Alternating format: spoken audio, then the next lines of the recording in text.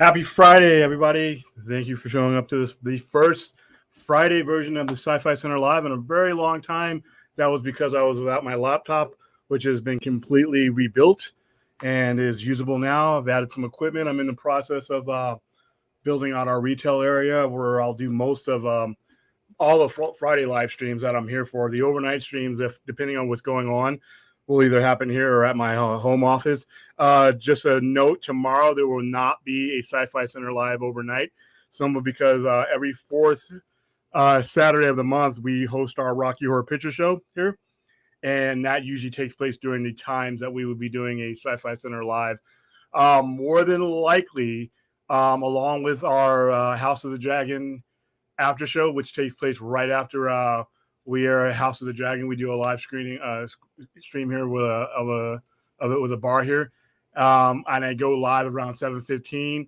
So we'll probably do our live show for House of the Dragon on Sunday night. Well, we're definitely going to do our live show for House of the Dragon on Sunday night, and then depending on how I feel heading into Sunday, I might schedule a Sunday overnighter instead, depending on if Enoch or anybody else isn't doing anything that would be a schedule conflict. But pretty calm week this week. We have a couple of things to cover. Obviously, DC Films is in the process of naming Dan Lin as possibly its next studio or its very first studio head, seeing how DC has never had a studio up until now. If that comes to fruition, he will answer directly to David Zaslav. House of the Dragon, no brainer. It's got a greenlit for a second season. Why don't they just go ahead and greenlit the next 2 or 3, because you pretty much know that they're going to have one. All my wrestling buddies out there, I don't know if you had a chance to watch AEW Dynamite this last week. The main event included one of the best matches I've seen in the last 3 years. It was a 6-man tag match that included Will Ospreay and Aussie Open, who collectively are known as United Empire, along with Death Triangle, Pentagon, his brother, and the Bastard Pac. One of the best matches I've seen all year long. When they first came up with these trios tournament, which is basically their term for a 6-man tag team championship, I was like, another belt, the 6-man tag. Okay. The matches so far, the way they've booked them, the way they've done, I am more than happy to see this now. I am sold on this concept. Will Ospreay is, I think, the best wrestler in the world. I think he is not even near his prime yet, and he showed it on prime time this Wednesday night. That's for all my wrestling geeks. I know a lot of you don't watch wrestling, but if you watch my show or been a part of anything I've done, see my profile picture, see me wear my belts on the air, you know that I'm hardcore into it. So it's always going to be a topic here on live. What else have we got going on? Also, we have some DC film delays, which I think, even though it sucks that we won't get to see these movies, is sooner than later. I think it is all part of what's being laid out for DC Films in the future, and I would rather them take their time and mapping out their course than basically go the same course as the leftovers, the people that were running the show prior to them. I just don't want to see them have to do things for the sake, because they were already in motion. So if you got a delay to give yourself room to do things, I'm all for it. So let me bring in my wingman for the day. Thade, how you doing, Thade? Hey, what's up? Not much. Like I said, everything's in a flux. The weekends always seem to cram everything together. I got 2 live shows, 2 live events this week here in Vegas. And then I will possibly have, if I am able to do all my streams, it will be all 3 streams. So hopefully as the weekend goes along, things loosen up. And as we get one thing out of the way, it's a lot easier to get the next thing done. And I'm also in the process of, like I said, adding a lot of stuff to my performances and my stream. As you can probably tell, I just got a brand new microphone today. Hopefully the sound quality is here pretty soon. I'll be adding a lot of stuff too, so hopefully it gets better on my side too. I'm not just streaming from a phone. Yeah, hopefully my sound quality is the best that it's been. Because like I said, I went from no microphone to my little crappy Amazon microphone that did whatever the hell it wanted to. And now I got this one. So this one looks pretty nice. It's got the little thing, the filter. I never had one of those before. Came with the arm. You guys in the chat, let me know how it sounds. And then I got a couple of different cameras. If you guys were watching last week, you got a chance to see me not only set up everything, but set it up doing a studio audience with the people there live, which is something I had never done. And I don't know how many times it's been done on the Poindexter Network. It was a first for me. So like I said, we're going to tweak some of that stuff as we do live shows where we're around people. We're doing live watches and stuff. I'm going to try to sync everything up. And this week I'll have a little bit better timing so that I'm not coming on the air live, having to silent pause you guys so that we don't have a bunch of copyrighted stuff going over the stream and getting us struck down. So this week's episode of Game of Thrones should be a little bit shorter. It's about 10 minutes shorter. And then we'll start the show right then. And then we'll just hopefully get some input from people and see how everybody's feeling about the show. If the numbers bear out right, everybody's loving it so far. So, Yeah. All right, let's. Well, I mean, it's got to be doing good. They just greenlit the second season, so I think that scene, like I said, I the official word. I mean, if you greenlit something after one episode, you probably were on the cusp of doing it anyway. But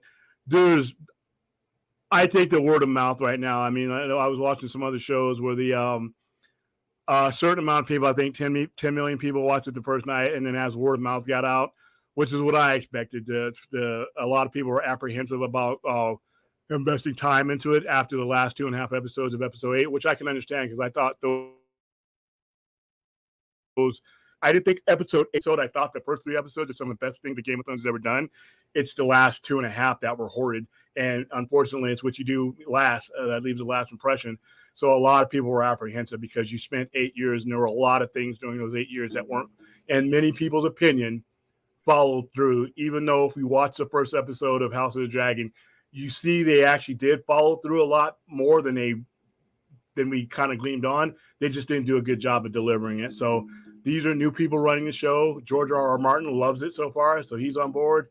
And like I said, I love what this show does on my Sunday nights. It's the equivalent of what the NFL does to it, man. It just makes, shows like this make Sunday night special, especially after the end of Westworld, which was a great season.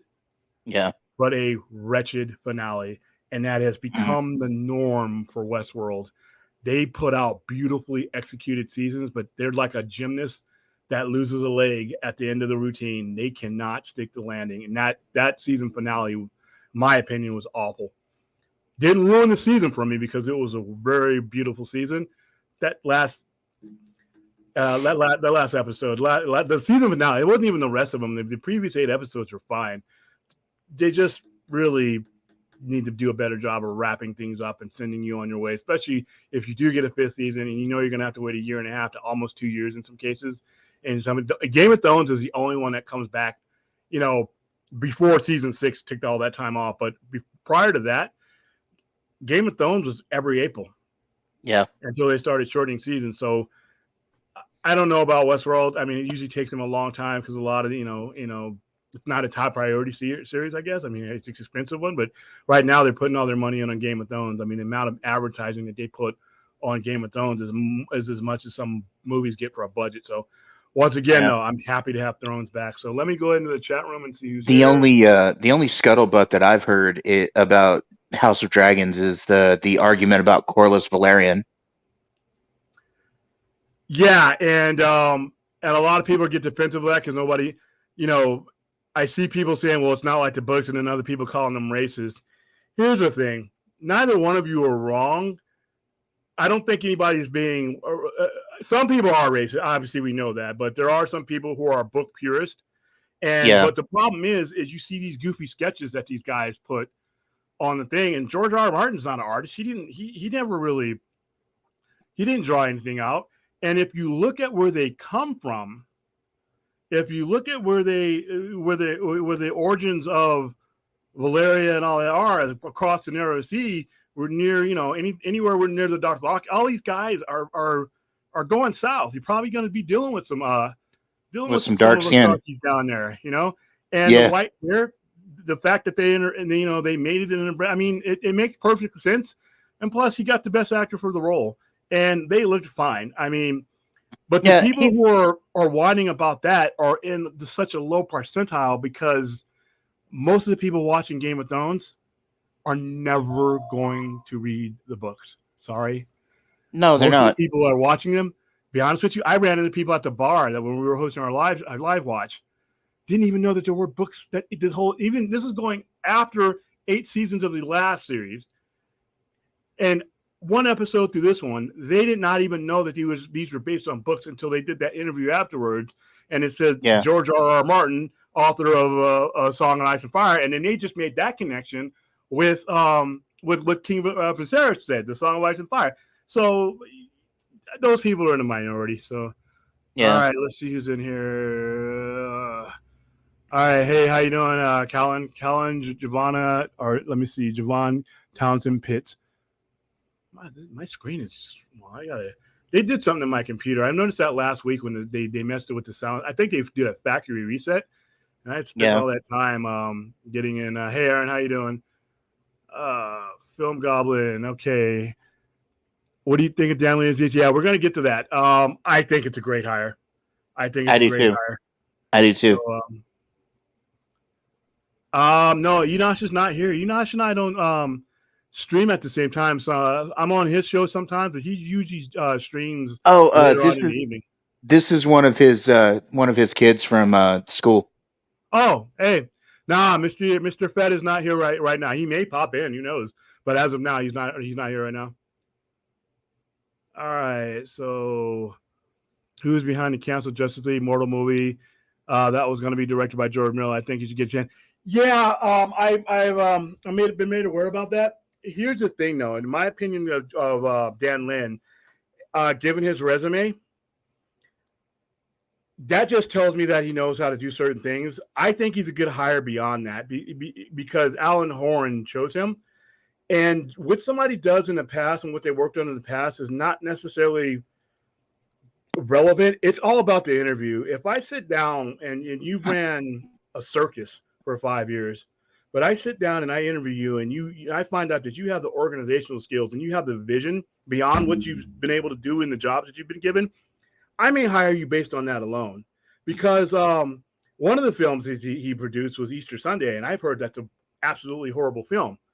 But that's not going to lean one way or another how I choose him. Also, I think a lot of the people who have heard his name and heard that there's going to be a new DC head is saying, well, now we're going to reboot everything. Nah, he's going to do what his boss wants.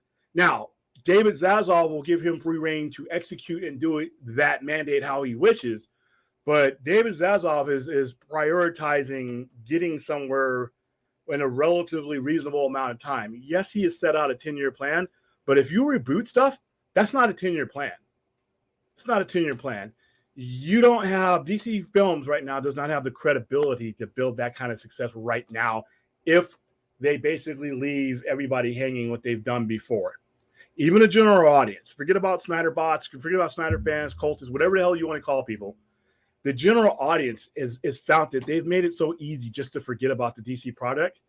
You have to focus on things that people remember. People remember Henry Cavill as Superman. People remember Ben Affleck as Batman. Gal Gadot as Wonder Woman. Jason Momoa. You have to basically salvage what's there, in my opinion. I don't think as soon as people hear the word reboot, you've lost half your audience right there. And then the other half is exhausted. They're going to hang on for name brand only. And then eventually, if this takes too long, there's just too many other things to do. Video games, other TV shows. Hell, we're talking about 3 or 4 activities just in this stream alone that people can do rather than plop their money down and their time down for another beginning. After you've proven, if you do this, you will have proved that the last 9 years of somebody's life and time meant nothing. Do you really want to spend another 5 to 7 years with the risk that it may mean that again? So no, I think you really need to take what you can salvage from the previous universe and use it as a platform to create what you want out of it. I don't think restarting is a good idea. Nobody has time for that. And like I said, remote controls are fast and easy. Other movies in the theater are too easy to go to. You are flirting with apathy if they think of another reboot. So Don't think that's a good idea. I don't think that's what he's going to do. I think Zaslav wants to focus on the Trinity, and what better way to get off a kickstart than to go with the Trinity that's already there, especially when you haven't had a Superman in a movie in 5 years, and you've underused these people. And like I said, you salvage what you can. I'm not saying restore this entire Snyderverse, but you need to resolve the Snyderverse. You need to resolve whatever it is that you did before if you expect people to take you seriously going forward. It's like, you're basically telling me, hey, I wasted 7 to 8 years of your time, but wait right here. I'm going to be right back. Just stay right here. Don't go anywhere. I'm going to come back and waste 7 to 8 more as long as you keep letting me. And people are just going to be like, nah. So you're going to have to find a way to make what everybody has seen relevant, but at the same time, create your own world. It's not easy, but that's why you're making 6 figures and more. You know what I mean? This guy has been the executive producer on several really good movies.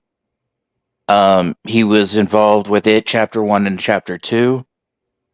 He was involved with most of the Lego movies. He's been involved with the movie Gangster Squad, the Sherlock Holmes movies, Terminator Salvation, which, whatever. The Departed. So, I mean, he doesn't have, a bad track record from what I'm seeing. Yeah, he has a pretty. He knows what to do. He knows what to do. I got a bot in here. Hold on. Did I get that bot? No, it's only showing up on here. Okay, she must have gone. Yeah, he's got a good track record, but like I said, what I'm most interested in is what kind of conversation did when Zaslav laid out this is what I need from a studio head. What was his response? And the response must have been good enough to we're even at this point. And the fact that he was probably recommended by Alan Horn is really all I needed to hear. There's probably nobody that knows who to pick and who to put in those type of positions any better than Alan Horn. So I'm excited. I think it's a good day. All right, let's see. Okay, so it says here, between his first and second year at Harvard Business School, hold on, Lynn undertook a summer internship with Lorenzo de Bonaventura, who was then an executive with Warner Brothers Pictures. In 1999, a day after his graduation, the studio executive offered Lynn a junior position at Warner's. Worked his way up to senior vice president of production, and left to form his own company in 2007. He oversaw The Aviator. He oversaw Alexander, Matchstick Men, The Departed. He did some of the Lego movies, including Lego Batman. Which they're not for me. I'm not a big Lego movie fan, but a lot of people love them, and so there you go. I mean, he knows how to make a connection. He knows how to make a connection with the audience, and he knows IP. So, well, my question is he going to be able to form a new vision ahead? Well, he's worked with some of the DC IPs before, so I'm sure he knows what he's looking at. Yeah. Now, can he take those to a new cinematic level, though? Because, some guys have worked on cartoons, and then people think that, well, the guys worked on a DC animated thing. Now they're ready to run, a studio. They're ready to run a live action. Live action's a different animal. Lego movies are a different animal. But my confidence is that during that conversation, whatever the interview process was with him, Horn, or Zaslav, is they heard something. They heard enough. They identified what they needed for what their criteria was, and they said, let's go forward. And hopefully, like I said, nothing is set in stone yet. They're still in talks. Hopefully, we get this guy. I mean, everything I'm hearing about him, everything sounds, like we would be in good hands if we got this guy. And I just want to bring this up really quick, William. Somebody in the chat. We aren't going to talk about Ezra here, so if you would please keep the Ezra talk to a minimum, I would appreciate that. Yeah, that causes nothing but trouble. Ezra Miller, Amber Heard, all that kind of stuff. Unless it has a direct effect on the movie. This is all I'll say about Ezra Miller. until the company says that we're pulling the movie. It's not news. They're not going to pull the movie. As far as I know, he's handling his situation and has probably been handling his situation a lot longer than the media outlets have been reporting that he's handling his situation. I hear people saying that he'll never be Flash again. Every time somebody says never, I'm like, yeah, okay. And people who should know better say never all the time. We don't know what's going to happen. And The only thing 11, 12 months. So, the only thing that I've heard about Ezra going forward, and this was just today, he's reportedly sat in talks with Abdi and Michael. Help me with that name, William. Anyway, he sat in talks with those two executives. Hurricane, yeah. He sat in talks with those two executives. He's apologized to them for the bad PR. That being said, if they're willing to meet with him and they still want to push this movie forward, that's on them. That has nothing to do with us as fans. If you don't like it, well, then by all means, you don't have to watch the movie. But that being said, the subject of Ezra Miller tends to bring up too many arguments, and we're a positive show. So keeping it on the business end, and just keeping it true. It is today. It is August 26th. It is Friday, August 26th. In 11 months, nobody's going to give a shit about this. All right. Nobody, listen, I say this over and over again, and then the people inside of the YouTube and Twitter sphere are always saying, no, it's going to, listen, I don't care what the subject is. We just went through a pandemic that killed 2 million people globally. We were ready to move on from that while it was still going on. Like I always said, Ukraine, everybody had red and yellow on their timelines, on their Facebook, support Ukraine, the war on Ukraine. That went to the back page. We're a society that is designed to move on to the next story. And we don't have space in our heads for 12, 13 months down the line. Okay. And we don't have, nobody wants to admit it, but most people don't have a connection to this person in that matter. All right. They're not going to care. Their relationship with him begins and ends on that TV screen, just like athletes. Athletes do horrible stuff. All right. If he can cross into that end zone with the ball or put that pitch in that strike zone or put that ball in that hoop, people are full of shit when they say, I'm not going to watch that guy. Yeah, maybe the 1 or 2% of you that won't. And guess what? That's not going to move the dial. But the majority of the public that does move the dial, they'll be in those seats come July. They'll be at that stadium come football season. All right. They're going to be, like I said, and that's okay. You know why? Because just like your coworker, I don't give a rat's ass what he's doing. When we clock out and we go home, you think I care what my coworkers are doing right now? Nope. Don't care. So now when it comes to committing crimes and things like that, felonies, and like I said, if bodies start showing up, different story. But this stuff like this, like I said, people are hypocrites because listen, you wouldn't even know who Ezra Miller was if it wasn't for that screen that he popped up on. All right. So stop making it like this connection is some moral, connection that you can't live without unless everything goes right. When guess what? You don't know what any of these people are doing behind closed doors. Some of them are probably doing worse things. What the hell was Kevin Spacey doing for the entire 30-year career that we saw him on screen? We didn't care about him then until he slipped up. So just stop. All right. They'll be fine in July. And that's with anybody. That's not just with Ezra Miller. Stop adjusting your minds to make a connection with these people that you did not have before. Okay. All right. They're not coming to your house. They're not paying your rent. You're not paying theirs. You didn't have any connection to any of these people prior to them popping up on your TV screen or them showing up on those stadium. So what changed? Why are you so connected to them now? It's business. They're there to entertain me. I'm there to watch and pay. That's it. And both of us make a decision. And if it gets too hot for me and I think I need to not pay or watch anymore, then I'll do it. But I know law of averages is the majority of people are not going to. So that's where I'll leave the Ezra situation is. Okay, Let's go back to the chat because there's some people in here I've ignored and I don't want to do that. Yeah, I heard a prank that there's people trying to sneak Starbucks just as a gag to sneak Starbucks into the scenes. Listen, guys, you're spending $50 million an episode. Yeah, I don't know if you want to mess around with those producers. I know Yeah, most people. that's not something they're going to want to do. Yeah, I don't know if it might be funny if they did it and said, "Hey, here's a sweepstakes." Here, go ahead and find that. See if you can find that. Find that cup in our $20 million production. So, all right, so let's go to some of the first things we got on here. Dodgers just tied up the game with the Marlins. Cool. Woo-hoo. All right, so we're gonna go with House of the Dragon. The obvious things with House of the Dragon is that it was going to, in my opinion, it was obvious. Why not just go ahead and greenlit?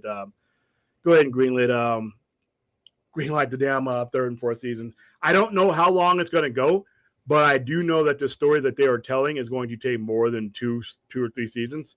So we might as well just go ahead and let them go at it, because right now, if the first episode is any indication of what we have in store, or they have in store with us, this is going to be epic. And that includes people like me who know what's going to happen because I've read this stuff before. And I always say, I hope that they throw me a curveball.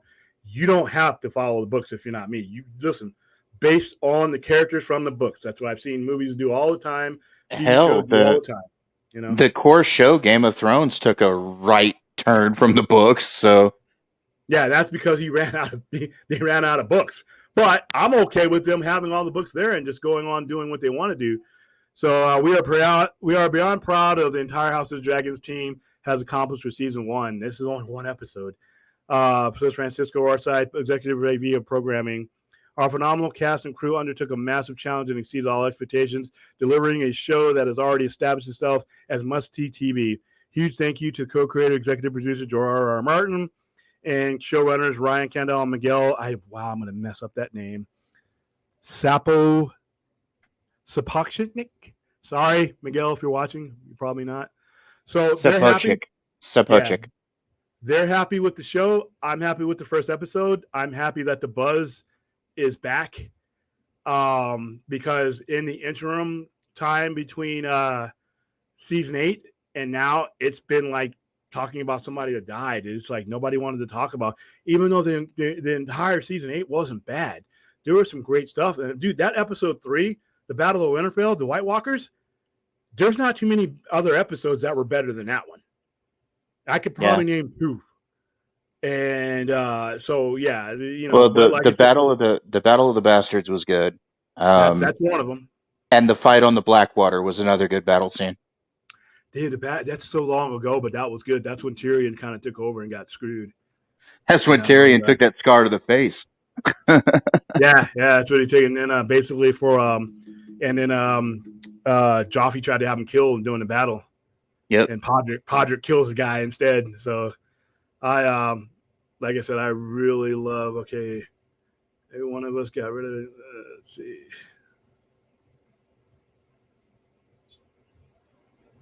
I don't know what you're saying, Clint. Here. Oh my God, everyone is. Oh yeah.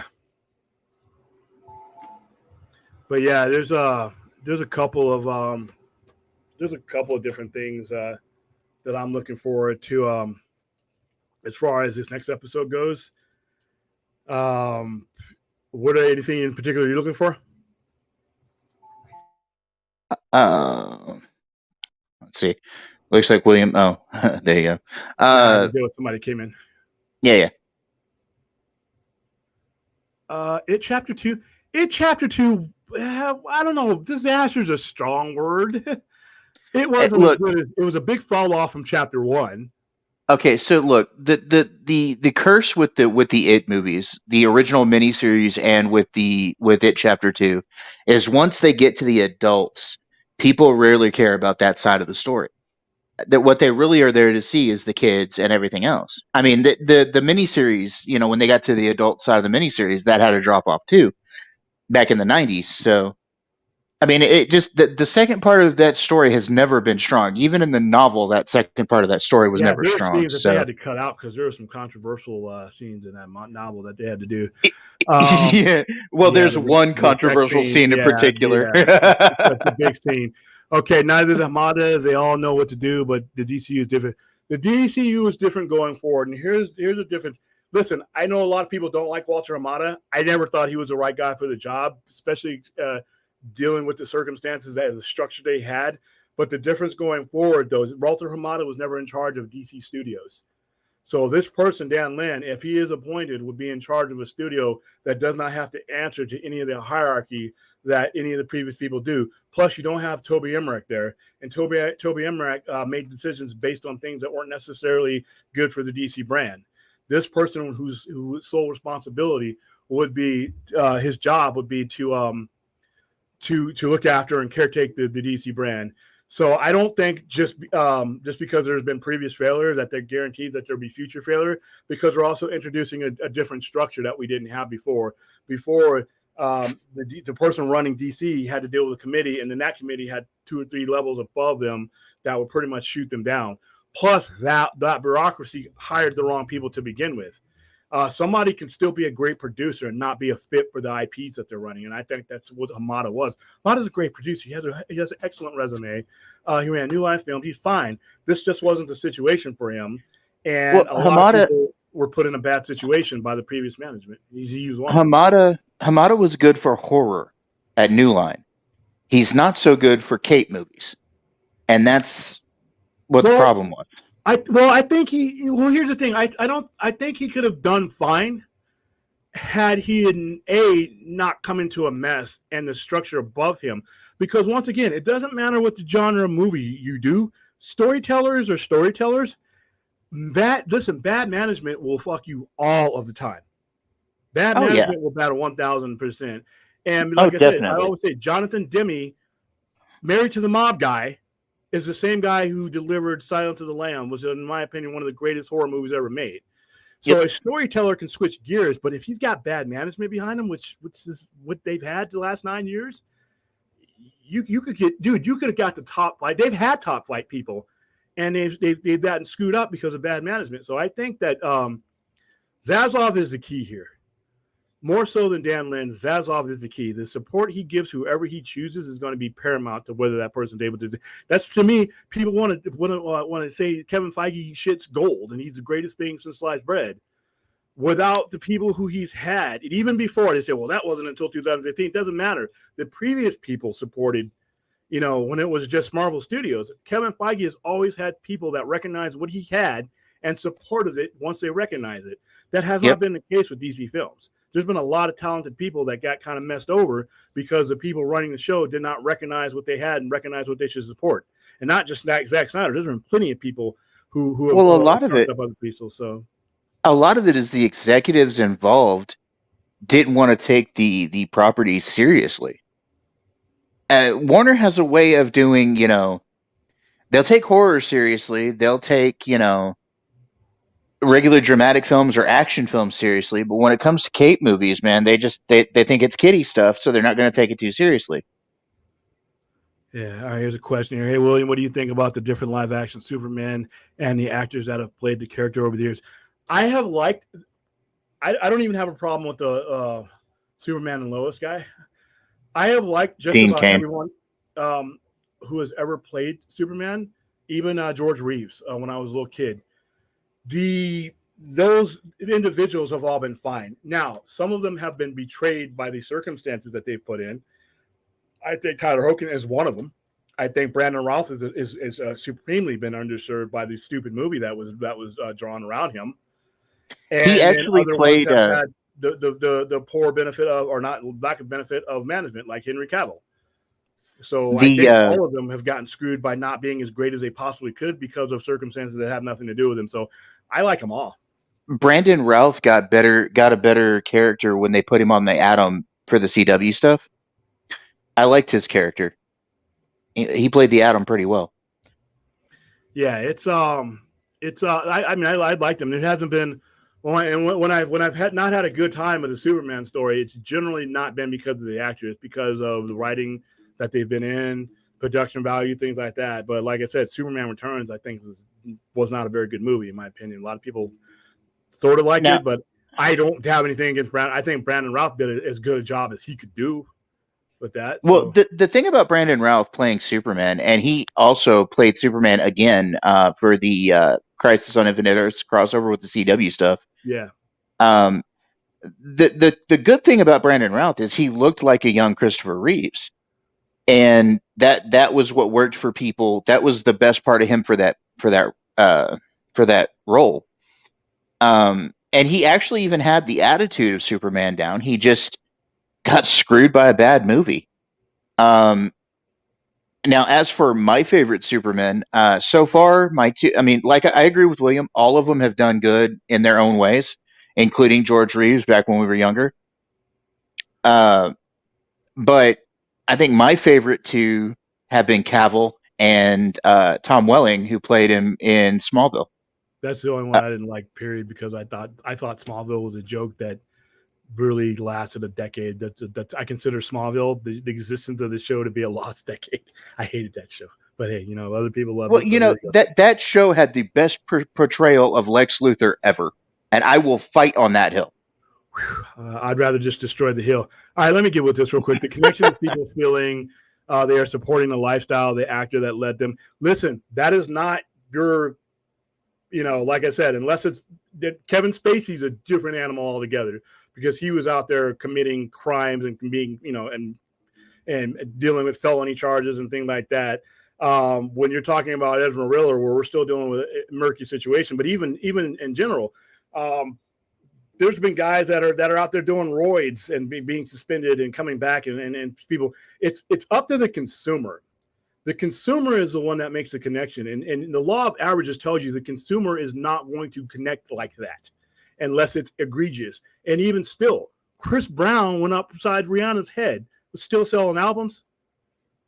All right. I mean, there was Kobe Bryant, rest in peace, had rape allegations, went to trial on rape allegations during the NBA Finals.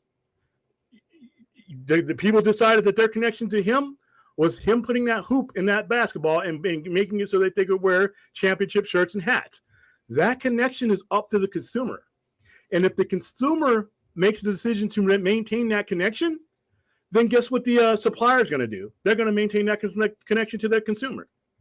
But if we start parsing out how everybody's living to the point where whether we feel like we're attributing to their lifestyle, there's a whole bunch of people we're not going to have anything to talk about in some cases. We're just going to have a stream with me staring at a blank screen, because what you know about and what you don't know about how people are living their lives, whether it's the guy at your checkout counter at the grocery store or the guy on your screen, you don't know what's going on in these people's lives. Well, I will say this, and this may upset some people in our chat. I'm sorry if I do. I'm not meaning to. But the situation with Ezra, though it may seem a problem, is a mountain. We're making a mountain out of a molehill with it.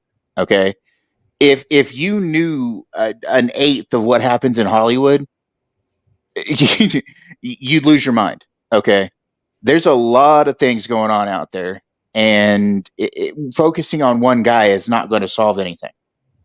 Yeah, and Steven, you're not wrong. You're not wrong. That is your priority as a consumer. All I'm saying is we are deluding ourselves if we think that the majority of the population thinks that way. Even if I agreed with you 100%, we are consumers. We consume entertainment. If we wanted to hear about problems, we got our own problems to deal with. We tuned into these guys to get away. So you're not wrong. It's just that in the business of paying rent and making money and selling stuff, you're going to have to put your bets on that. What is always proven out is that the majority of the general public has a certain connection with these IPs, these athletes, these whatevers, and they're going to connect for what they can get out of it and what it means to them. These people's personal lives, to a certain point, don't mean anything to them. All right? When I turn my TV off, that athlete's on the screen, I'm done with him. When I leave that stadium, I'm done with him. When I get up out of that movie theater, I'm done with him. And I'll begin again when he's on the screen again.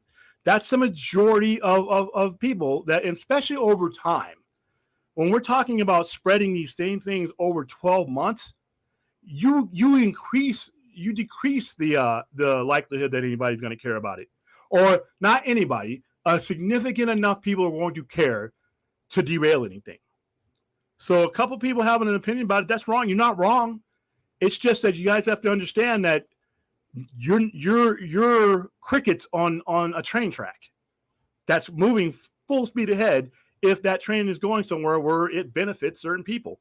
That's supply and demand. That's retail. That has been that way since the beginning. It's going to probably be that way till the end. Like I said, so if you guys make a personal connection with these entertainers, that is up to you. But just don't expect anybody else to, or a majority of people, or a significant amount of people to cause a movie not to get made, or to cause an athlete not to get signed. Desean Watson, I keep bringing this up. Desean had 21 sexual assault cases that he had to settle out of court. They gave him $250 million. He's suspended for the first 11 games of the season, and guess what? He's going to be on game 12, starting quarterback for the Cleveland Browns. Is that right? That's up to that consumer. That's up to the Browns organization. That's up to those people who get in that snow in Cleveland and put on those dog pound and those dog masks and helmets to decide that. Any one individual cannot approve of that. That's fine. But the consumer is going to dictate this. And those consumers and that guy, $250 million. That's literally $100 million for every. I don't know. So if that can happen, then don't be surprised that if come July, the general public is like, where's my ticket? Especially if it's as good as people think I've been hearing. So, like I said, there's no wrong answer to this, but there just has to be an understanding that, unless, like I said, unless he goes full Richard Ramirez and we start digging up bodies in Lake Mead, different situation altogether. But until then, until it reaches the Kevin Spacey level to where he has to disappear forever, I don't expect people to Well, we're also not saying that our voice doesn't matter, Stephen. Either way, this actor's personal life, the only reason we know anything about it is because it has become media attention. And that's the only difference. If you knew half of the scandals in old Hollywood, you wouldn't watch anything from Hollywood. I mean, this is, again, mountain out of a molehill. You're looking at an industry that is full of corruption. I mean, are you gonna give up on everything because of what an actor does? And beyond that, Ezra's thing none of it has been proven beyond a shadow of a doubt. He's still got court cases to come to. As a society, we need to stop doing this guilty until proven guilty. I mean, it's innocent until proven guilty. And I think that we burn too many bridges with that. And the thing with that video, the woman that he supposedly chokeslammed, if you look at that video again, she's never come forward. Nothing was ever done about it. Again, I'd rather we didn't talk about Ezra tonight. We have other topics. We're not. Like I said, my blanket assertion is going forward with any entertainer. I mean, we can take Ezra Miller James out of it. Understand that your connection to the situation, whoever it is, athlete, superstar, or whatever, is not the same connection that the mass majority of people have with it. And just brace yourself for being shocked that things could go on, that life goes on, when the majority of the people, this doesn't factor into their lives. And it definitely doesn't factor into their lives over the span of time. It's just not going to stick that way. So people saying that certain situations can't go on, that is your prerogative not to go see any of these people that make millions and millions of dollars. If you decide not to see them, that is not a wrong answer. But understand that right and wrong answer differs from one person to the next. So it's also not for us to moralize. Yeah. So it's pretty much going to be up to the consumer, and the consumer will decide. The consumer will always decide. So let's see. All right. So the only thing I want to see them continue from DCU is that's it. To me, that's the one thing that they have to resolve. If they don't resolve that, it's going to be hard for them to be taken seriously with anything else. If you don't finish what you started, why am I going to be around for you when you started again? So yeah, it's gonna be a tough decision going forward, depending on how this new guy goes with it, how much he wants to salvage from the previous universe. So, but hey, they take over for a couple seconds. They got to deal with a customer real quick. All right. All right. You're good. All right. So the one last thing I will say to this, Stephen, is yes, we have laws. Let the law decide. It's not for us to moralize. It is for those in power to take care of this problem, if he is truly a problem. And that's okay. It is okay to have principles and to know when to say no, thank you. But that's on each individual person. It all comes to perception. Now, if he has done something wrong by the law, then that is the law. And he will face the consequences to that law. But until that conviction comes down, it is not for us to moralize.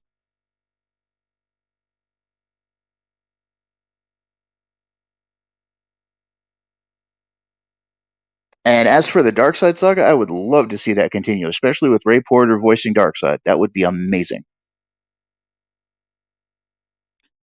Let's see here. Are you gonna play it on the projector or no? Not tonight, no. Okay. Yeah, it's AH Barks. What's going on? Yeah, Hey, what's up, AH Barks? to me, that is what has to be resolved.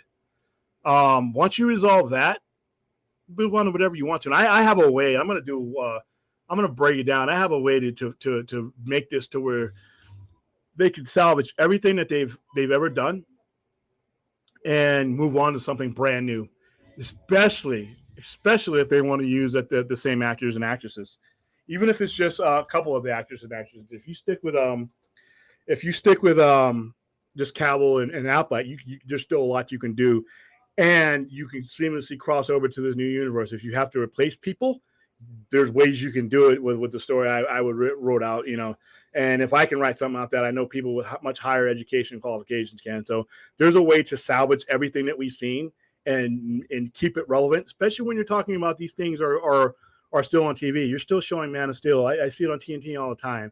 I'm still seeing the Suicide Squad. I'm still seeing both versions. I'm still seeing also another thing I'd like to say about this is, okay, so people keep talking about wanting Zack Snyder to come back. That storyline can actually be taken over by other people. Zack is busy. Zack is doing what Zack does. He's got a deep contract with Netflix to do the Army of the Dead and Rebel Moon right now. But the story and notes or whatever, the path that story was taking can be done without Zack Snyder. Yeah, he'd be an executive producer. All he would have to do is somebody would advise somebody like, hey, here's what I had in plan. Now take it to where you want to take it, and whoever takes over would take it to their logical end. So, all right, well, Matt Shakeman, who is set to helm the next Star Trek movie for Paramount, has dropped out due to scheduling issues, and he's jumping to Fantastic Four. I heard about that. Yes. High profile. I mean, that's Look, I mean, the only thing that I want from a Fantastic Four movie, and I think we're going to get a better chance this time of it happening because Kevin Feige, who is backing it all the way, has made it a priority to make the Fantastic Four movie a good movie, is I just don't want it to fall into the same stuff that it fell into back in the earlier movies. Well, you don't have now. You have an environment and an infrastructure that it will be coming in, and it will probably reflect that infrastructure. Like you just have a different setting now for FF than you did back when, they were doing those movies like that. So I have a little bit more confidence. I didn't hate those movies. I hate the fact that you got a cloud monster Galactus, but William, I had an idea that I want to know your thoughts. Would you combine the DC films and DC TV? Not at the benefit of the DC TV universes, because I think some of those shows are just bad and they don't have the cohesion that a cinematic universe would have. I would have to think because there are some good elements of the DC TV universe. There's just, to me, not enough of them to keep me watching.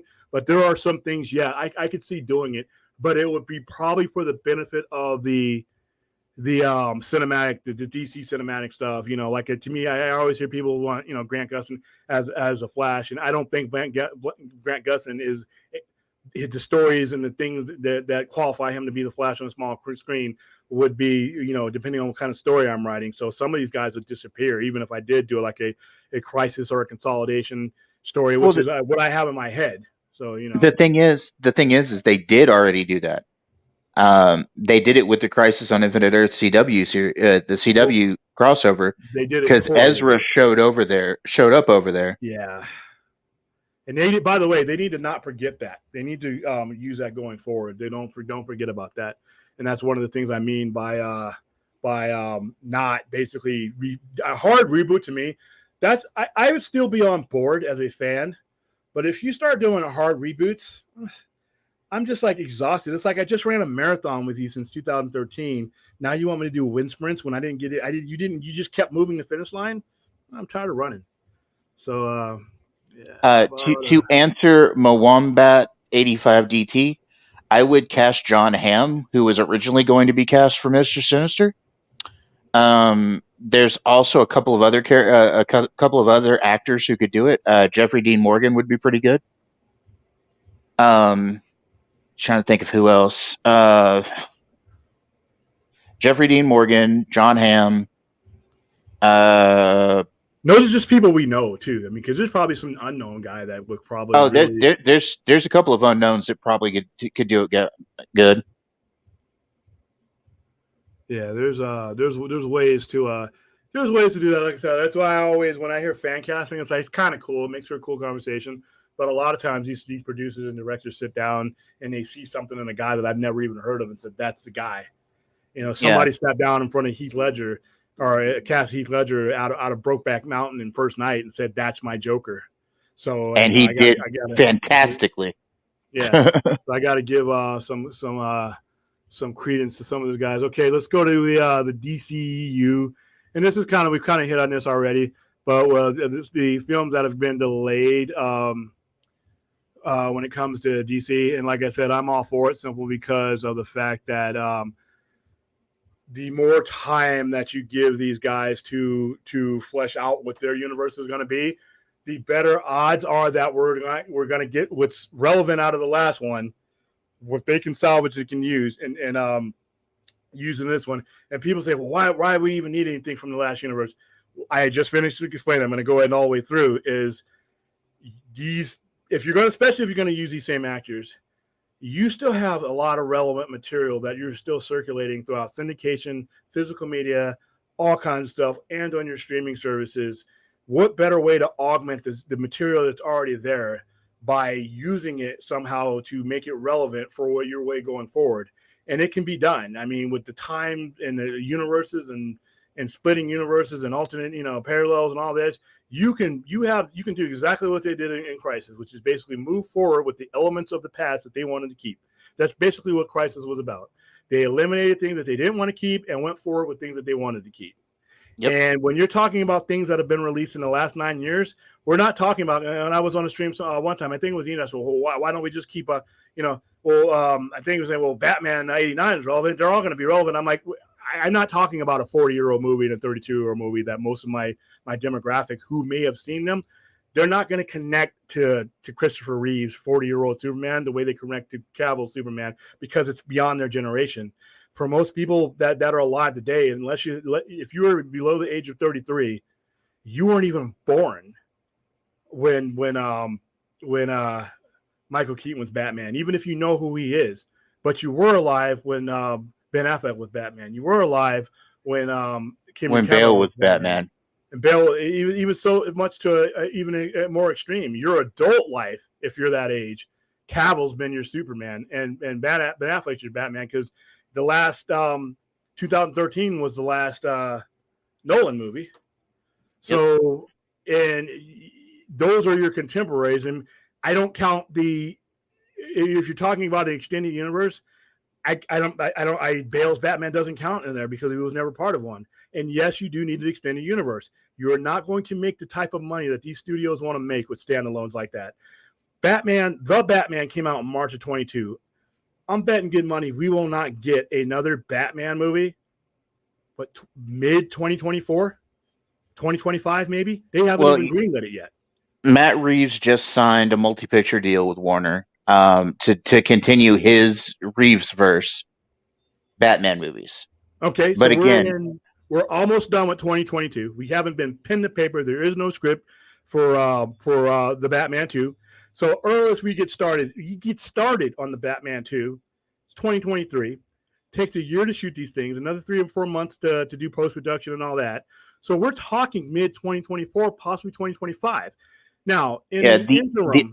About the only thing we could get in the interim when it comes to the Reeves verse is probably the TV shows that he's working on. Okay, but the tent poles, the ones that are going to draw in the kind of money that is required to sustain these things, you're 3 years apart. So when you're doing these standalones, you can do standalones, and those are fine. The problem is you cannot have standalone movies as the basis of your revenue machine. It's just not going to work. Anticipation drives revenue. Anticipation from the next movie to the next movie drives revenue. Anticipation of a shared universe makes some of your mediocre movies, Captain Marvel, make money that they probably wouldn't have made and bought you time because of where you've placed them in that universe. And that's why Marvel is doing so well right now. Yeah. Because there's anticipation of storyline. Yeah, Joker was great. When am I going to get another Joker again? They're just now getting ready to do that. So I got another year. So we're talking 3 years for each and every one of these standalones. So if you put together your shared universe, your movies lead to another, and that is the comic book way. It has been that way since comic books were created. So that's why I say that you do need a shared universe if you're going to make the money that these guys want to make, and they didn't get into this to make pennies. And they didn't get into it to make $1 billion and in 3 years another $1 billion. No, they want a machine, a consistently revenue generating machine, and you cannot do that with standalones. But when it comes to keeping the stuff that they have relevant, once again, you still have people consuming BVS, you still have people consuming Aquaman, you still have people consuming all different platforms, including people buying ad time for when you show these movies on TNT, TBS, or whoever buys them. So if you're going to keep on doing that, then you need to keep those revenue streams relevant. Why make them irrelevant by erasing those universes? You know, I find a way with all, the Harvard educated people, find a way to make what I've seen relevant, but at the same time, give yourself a new platform. You can do both. And if you can't do both, do you really need to have this job? It's my question. That's exactly true. Let's get in here real quickly. Kevin Feige foul. I hate that, by the way. That's going on the ban list. The only Kevin Feige is the one in Marvel. No one else needed Kevin Feige. I understand what people mean, but now that once we find this guy and we nail this guy down and he's the guy, stop calling him that. All right, let him be the first Dan Lin. Let him be the first DC Films studio president. Let him be that. Stop. And fourth, standalone movies used to be the good working model. It is not anymore. The way people love franchises nowadays, it's never going to go back to being a standalone working model. Yeah, it's just not. It's not happening. It's not happening because and it's not just the amount of money; it's the frequency of money. It's just like gas prices in 1988. We were just looking; we're 86 cents a gallon. Everything goes up, and people get greedier. So, you're great. Yeah, Aquaman made $1 billion, right? Yep. When's the last time we had an Aquaman film? You see what I mean?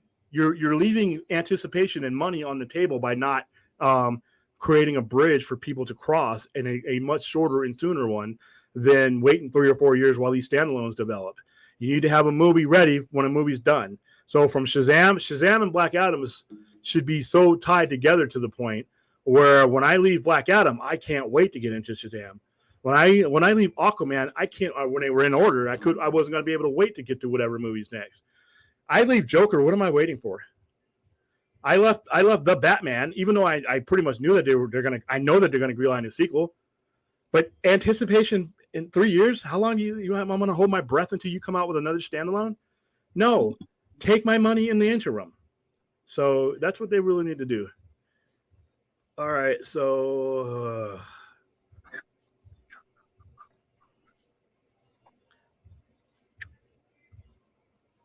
yep, I hope we can turn it around too. I'm just glossing over the stuff. Let's see. All right, so George Clooney's bat nipples. yeah. Now let me gloss on this. Yes, standalones do work, and I think having them is great. But for the purposes of the studios who have stockholders and financiers and all that, everybody gets paid out. You can't sustain that marketability. You can't in that climate. That $1 billion that these movies make, so many people have their hands in the pot that it's not the $1 billion that you're talking about, it's the next $1 billion, because each time you get more and more of the pot. And guess what? You don't have to do when you have franchise movies. You don't have to spend so much to advertise every standalone, because the last advertisement for that next movie was that movie itself. Spider-Man No Way Home was the only advertisement I needed for Doctor Strange in the Multiverse. All right, Captain Marvel was a mediocre movie, but it had a litany of Marvel movies that led up to it that did all the advertising and took all the brunt that movie needed to make, and it made it $1 billion. So you have to have an atmosphere of continuation in order to make the volume of money that is sustainable. I mean, we're talking between the Joker, Aquaman, and the Batman. We're not talking about enough movie to run a studio for 6 months. So yeah, you need more volume and you need more frequency. Volume and frequency are the two most important words in all of this. Money runs the whole thing, guys. Okay, hold on. Money runs all of it. All right, hold on. Ron, because we still have franchise movies. Okay, you're right. They still have to be good. You just can't throw out garbage. Highlander 2. Okay, there you go. You can't throw out garbage. We're assuming that we're having top flight people work on good things. Just because there have been crappy franchise movies, Fast and Furious, doesn't mean that that's still not the model. Even the bad ones continue with the franchise model, because even the bad ones make enough money to sustain the viability of the studio. And what does he say? Because we still okay. So it's the same thing. So, but like I said, yeah, and you're right. Some of the Marvel movies, like I told you, I've seen 30 of them now. I guess half of them were a waste of my time. But as a business model, it is able to sustain itself because of the majority of them are perceived to have been decent or well above good movies. So you still have to make good movies, but you also can't abandon that model. Have the standalones; they're fine. But once again, who's paying for who's making up the space for that money you're not making? You know what I mean? And people say, well, you can't have two Batmans. Well, yeah, you can. The Batman pissed a lot of core Batman fans off. A lot of people liked it, including myself. But there are a lot of people. Half the people that I took to our screening were disturbed by that Batman. That was a brutal Batman, right? And then you have Ben Affleck. A lot of people weren't going. So guess what? I don't just put down one Batman that one person doesn't like. If you just hold another one up that someone else. I want all the money. I want both bags of money. So I'm going to stagger those. You give me a Ben Affleck type Batman on the off year, and on the even year, give me a Pattinson. You know what? I'm greedy. Give it all to me. So, but yeah. Fourth one down, you want to say you still have to make good movies, but what the franchise model does is it gives you a bigger environment to deal with, to where you don't have to hit home runs all the time, like Captain Marvel. There you go. All right, so and that's fine. I mean, like I said, it's business model. I mean, like I said, it's just the frequency of it is. I don't see these guys waiting around while standalones, even if they're award-winning standalones, even if they're great standalones, you have to make a certain amount of money to make these things worth it, to be able to do these things. And you have to be able to take away enough money out after your overhead, after your production costs, after bonuses get paid out. You think Joker 2, if Joker 2 tops $1 billion again, you think Joaquin Phoenix's deal is not going to be much larger than it was the first time around? You think Lady Gaga's not going to get a bonus? You're probably talking about $200 million in bonuses for producers and talent all just by themselves. So you also have to, make viability. Also, Daniel, to answer your question, yes, Top Gun Maverick was the highest grossing movie this year, but it was also an aberration. It's a movie that people have been waiting for 30 plus years. 35 years, and it has a magnet in it that is a box office draw in Tom Cruise. And like I said, it's that this is what a lot of people need to be really careful. I'm happy for Top Gun. I love Top Gun too, but not every movie is Top Gun. All right, yeah. People say theaters are back. Look at Top Gun. No.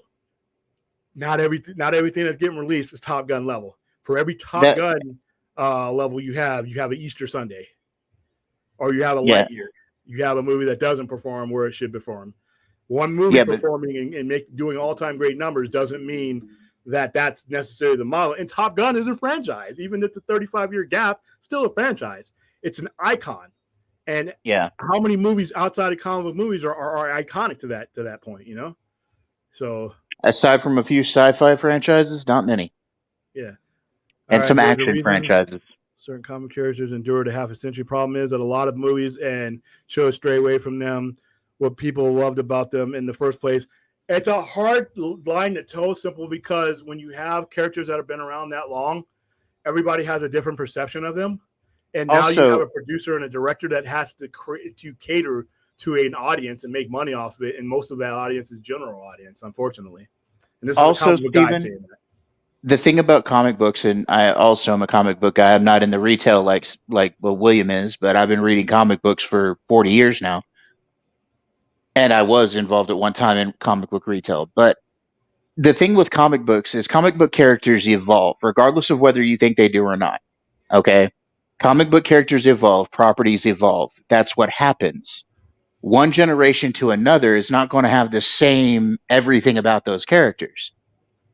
Like there was a generation that loved the campy, lighthearted Superman. Well, that's not our generation anymore.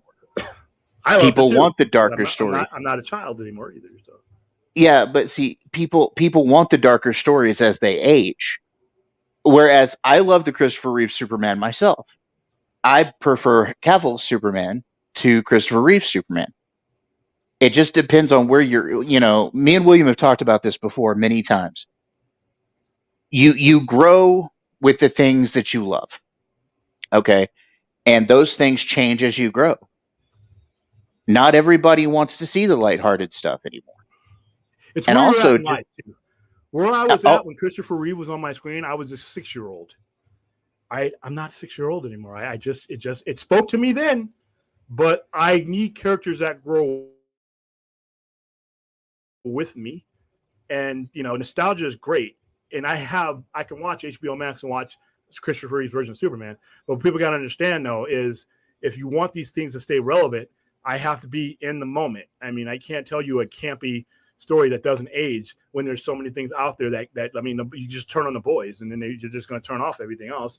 So, all right. So let's also get on to go ahead real quick. I'm going to jump to it. hold on, let me answer Daniel Martin really quick here.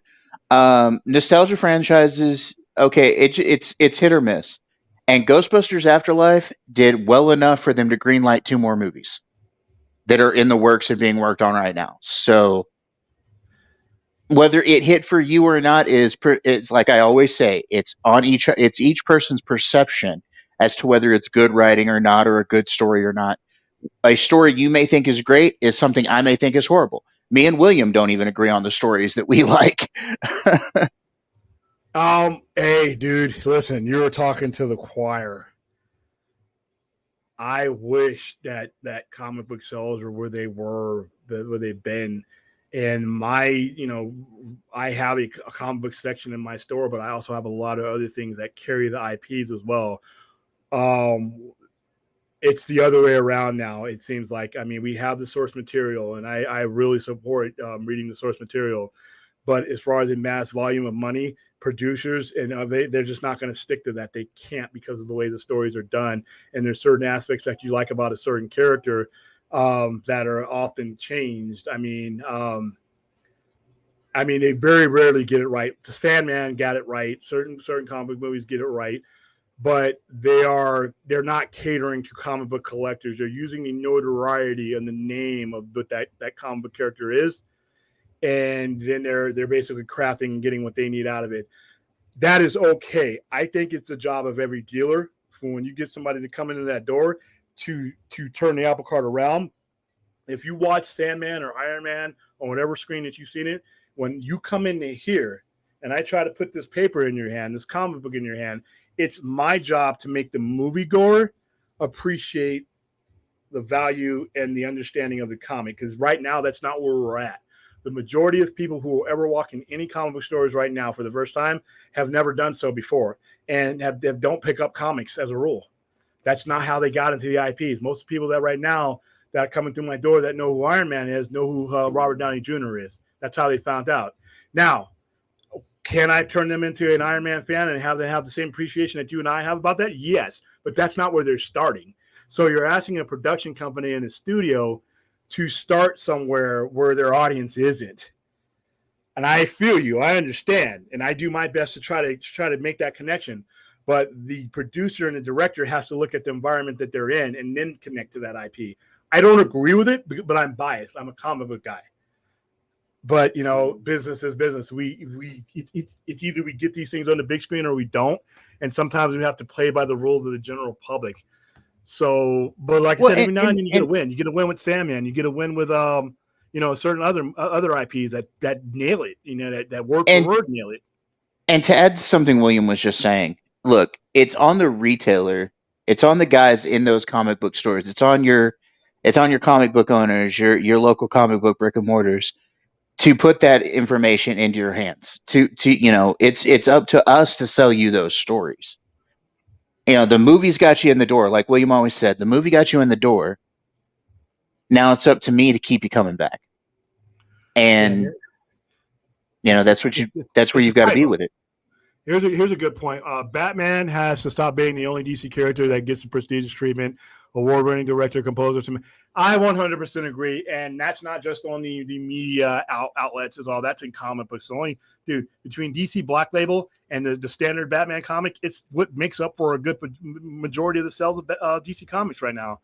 But here's what needs to happen, and I think that they were on their way to doing this when Man of Steel first came out and Batman versus Superman came out, is you're not going to get anywhere without Batman and Superman.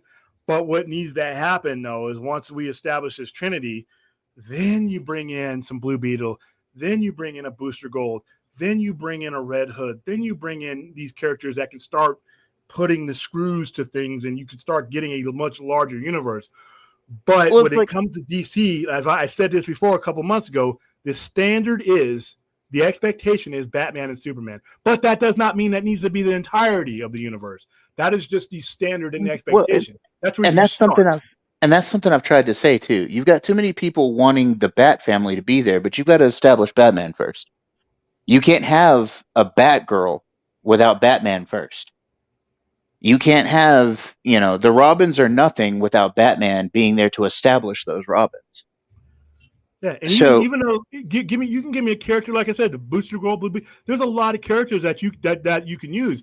But the reality is, and in comic books and in movies, I think I put up at one point 64% of all characters that were on the pages of comics or in a DC story were derivative from that Trinity. So we don't have to stay on them all the time. And I think if we would have just kept going from 2013 without the interruptions and the bad management, I think we would be on to certain other characters. Well, it's like on to things like that. It's like Stella often says. If Zack had been left alone, we'd be beyond Zack Snyder's Justice League stuff by now. Okay? The pentology would be almost finished. We would have one movie coming out next year, and that's it. If they had just left things alone, if management had been better, we'd be beyond Zack Snyder by now. Yeah. We'd already be in an extended universe, and then all this other stuff would work.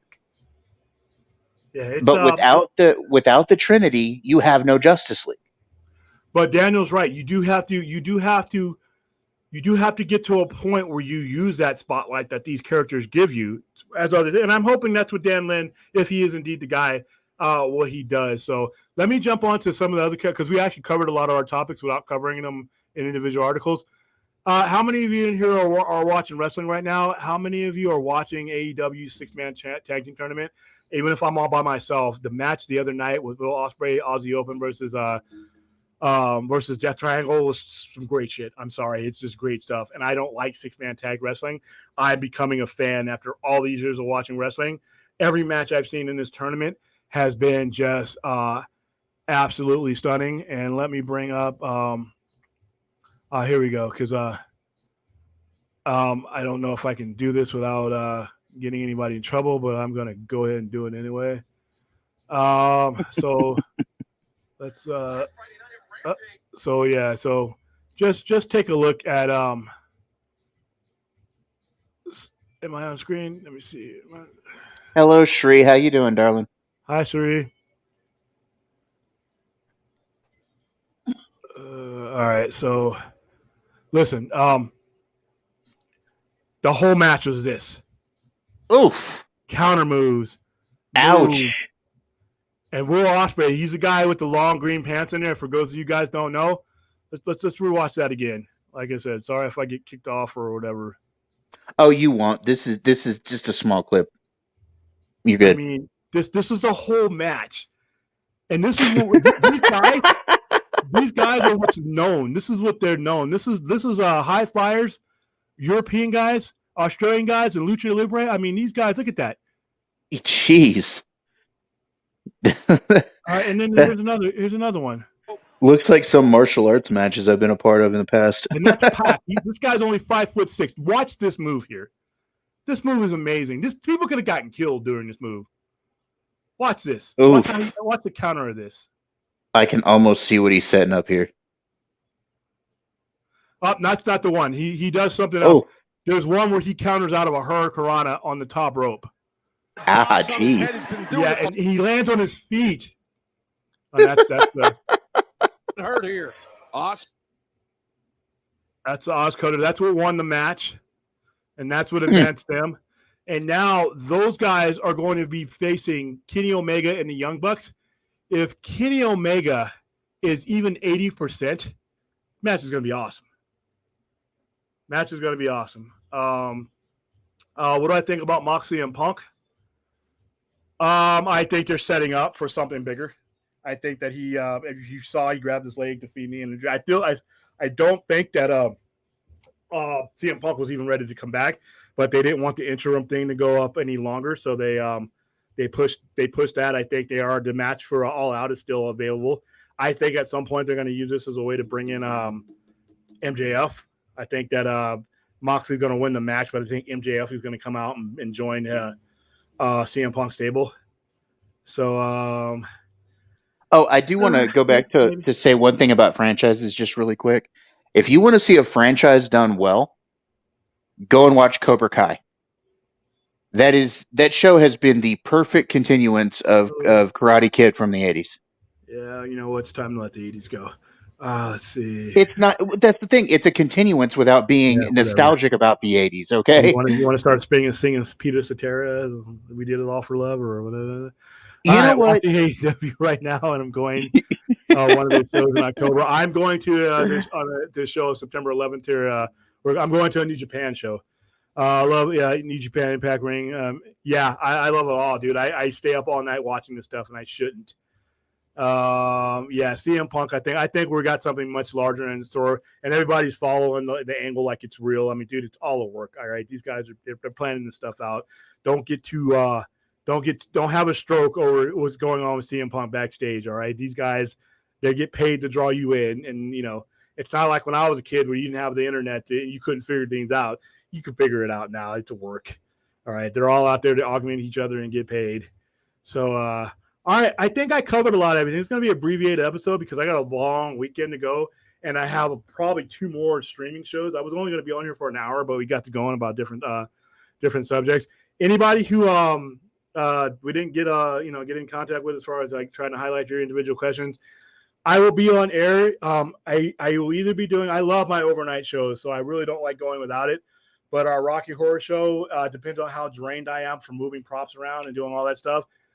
If I can prop myself up in this very chair, I will do a show from here Saturday night, and I'll know how I feel going into like 6 or 7 o'clock. And it'll be a later show though.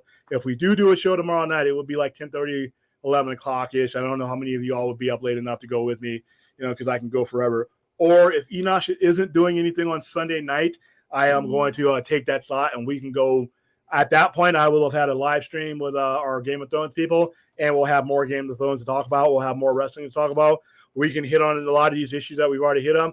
But thank you, everybody, for showing up. Back to the first Sci-Fi Center Live on Fridays in almost a month and a half or so.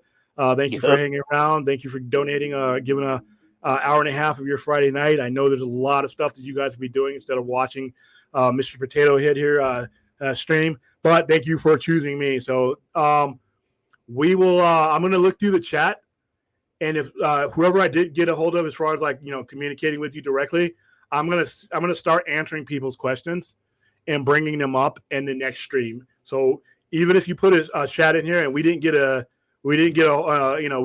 pull you up on screen or we didn't answer it directly, And the very next stream, I'm going to pull up your questions. So be, and then you can either be there live or watch it in the replay. But that is it for tonight. Thanks. Thanks for coming, everybody.